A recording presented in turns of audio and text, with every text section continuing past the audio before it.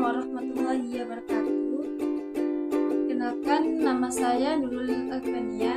Saya dari kelas 2C, program studi Pendidikan Agama Islam dan Fakultas Tarbiyah dari angkatan 2022, dan saya dari kampus Institut Agama Islam Syarifuddin Lumajang.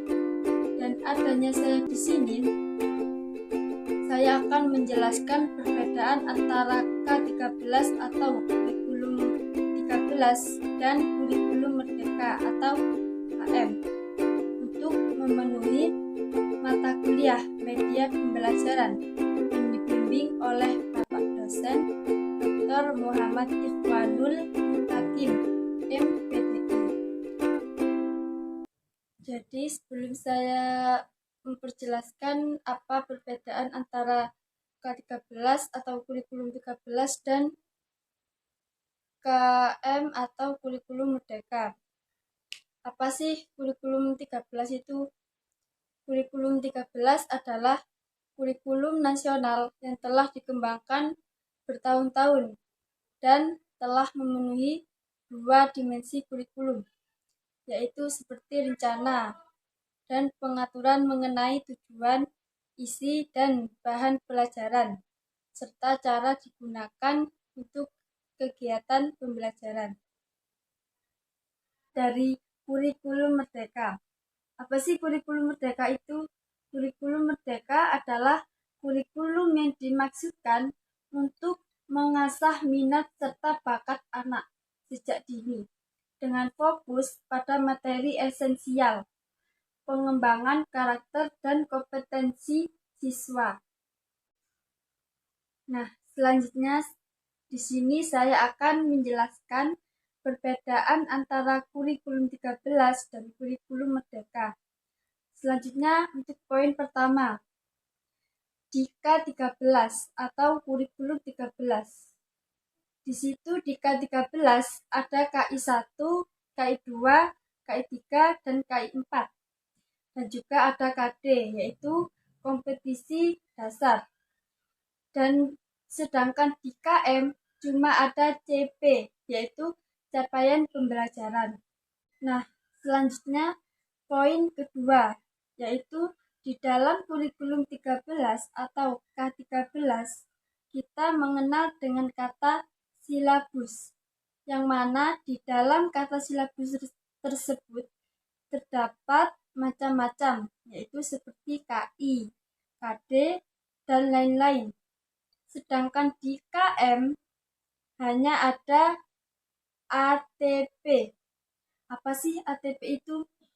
ATP alur tujuan pembelajaran, yang mana alur ini diambil dari CP, yaitu capaian pembelajaran. Selanjutnya poin ketiga. Di dalam kurikulum 13 atau K13, di sana ada istilah RPP. Nah, RPP tersebut sering sekali berubah mulai awal pelaksanaan K13 sampai terakhir. Dan ada juga yang namakan RPP ringkas, yaitu pada waktu masa pandemi.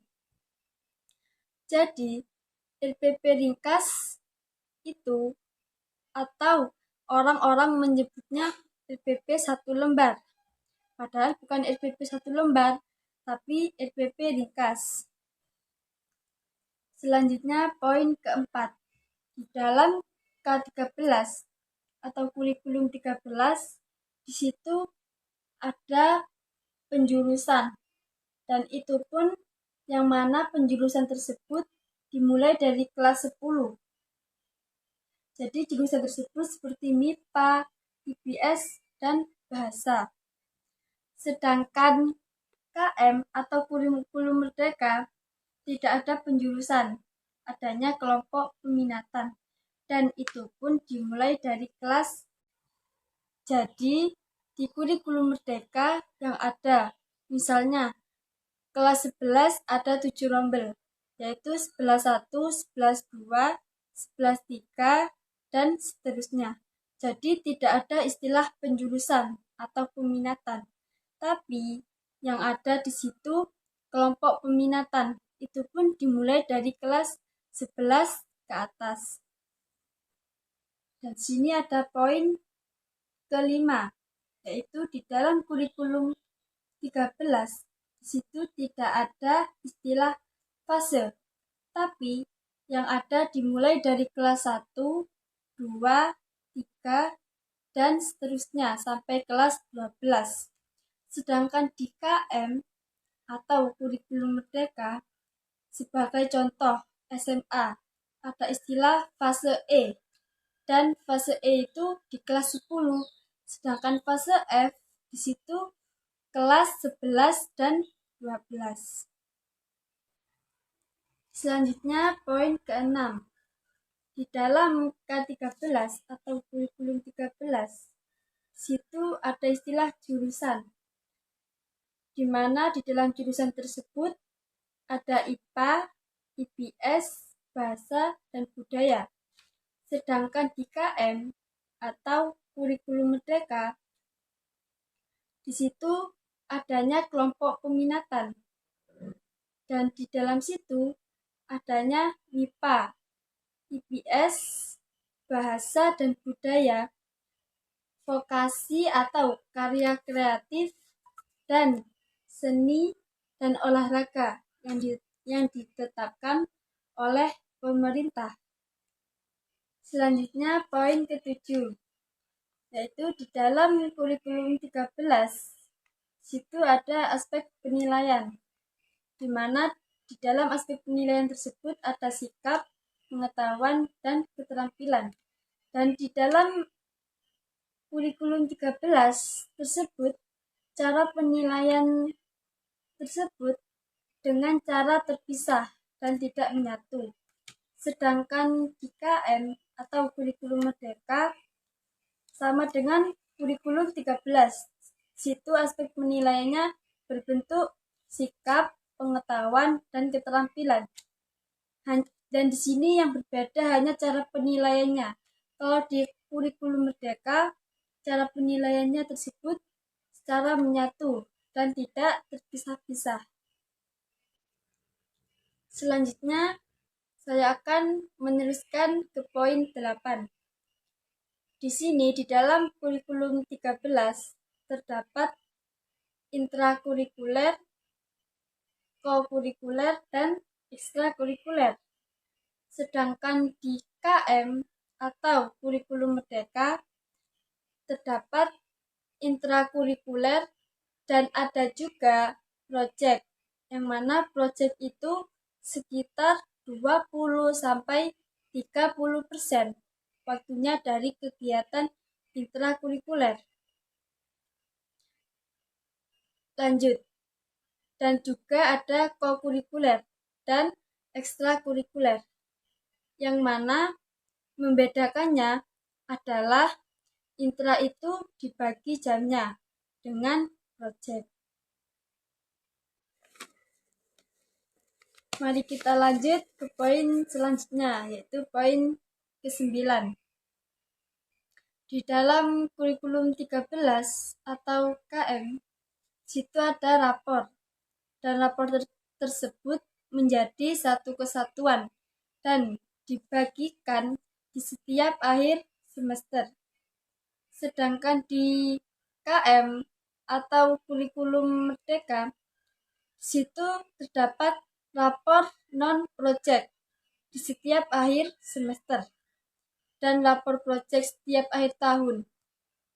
Dan di kurikulum merdeka atau KM situ ada 2 rapor. Rapor itu berisi 2 project, yang seperti biasanya ada project di akhir semester dan ada project di akhir tahun. Baik, sekarang kita lanjutkan ke perbedaan yang ke-10 atau poin ke-10. Di dalam K13 atau kurikulum 13, situ terdapat tes, yaitu tes formatif, sumatif, dan ujian. Sedangkan di KM atau kurikulum merdeka, situ terdapat tes diagnostik, dan formatif, sumatif, dan ujian. Jadi di situ bedanya, cuma kalau di kurikulum 13 tidak ada tes diagnostik. Jadi selanjutnya poin ke-11. Di situ di dalam kurikulum 13 atau ke-13, di situ terdapat siswa naik kelas harus sudah tuntas mapel di kelas sebelumnya. Jika di KM atau kurikulum merdeka, di situ terdapat siswa bisa naik ke kelas meski masih belum tuntas di mapel kelas sebelumnya, asal masih dalam satu fase. Jadi kalau umpamanya atau misalnya fase F, yaitu kelas 11-12, itu satu fase. Jadi siswa yang mapelnya masih belum tuntas masih tetap bisa naik kelas karena masih dalam satu fase. Mari kita lanjut ke poin selanjutnya, yaitu poin ke-12. Di dalam kurikulum 13 atau K13, di situ ada yang namanya KKM, yaitu kriteria keringkasan minimal. Sedangkan di KM atau kurikulum merdeka, di situ tidak ada yang namanya KKM kelas atau KKM bersifat individu. Jadi selanjutnya poin ke-13, yaitu di dalam kurikulum 13 atau K13, di situ ada kenaikan kelas mensyaratkan 3 mapel yang belum tuntas. Jadi maksimal 3 mapel yang belum tuntas. Kalau lebih dari 3 mapel belum tuntas, maka otomatis tidak naik kelas. Sedangkan di KM atau kurikulum merdeka, itu kenaikan kelas tidak mensyaratkan maksimal 3 mapel yang belum tuntas. Hal tersebut diserahkan kepada pihak sekolah. Jadi, anak tersebut mau naik kelas atau tidak itu terserah pihak sekolah. Selanjutnya kita bahas di poin ke-14. Di dalam kurikulum 13 atau K13, di situ terdapat jumlah jam diatur setiap minggu. Sedangkan kurikulum merdeka atau KM terdapat jumlah jam diatur dalam 1 tahun atau diatur hanya dalam 1 tahun. Dan sekarang kita sampai di poin terakhir, yaitu poin ke-15. Di dalam kurikulum 13 atau K13, situ terdapat mapel atau mata pelajaran muatan lokal. Sedangkan di KM atau kurikulum merdeka, situ terdapat muatan lokal bisa seperti atau bisa berbentuk seperti terintegrasi dalam mapel atau mata pelajaran, bisa terbentuk seperti terintegrasi dalam suatu proyek. Dan seterusnya, silakan dibaca apa perbedaan antara kurikulum 13 atau K13 dan perbedaan kurikulum merdeka atau KM. Mudah-mudahan ini dapat membuka wawasan kita bahwa perbedaan itu jangan menjadi perselisihan akan suatu hal yang membuat kita berselisih. Akan tetapi perbedaan itu dijadikan sebagai pengalaman baru, pengetahuan baru, sehingga kita terus berkembang dan mudah-mudahan pelaksanaan dan pendidikan yang kita dapat di Indonesia atau di mana-mana pun pada umumnya menjadi lebih baik ke depannya. Jika ada salah kata dari perkataan saya mulai dari awal sampai akhir ini, mohon maaf sebesar-besarnya. Wassalamualaikum warahmatullahi wabarakatuh. Sekian.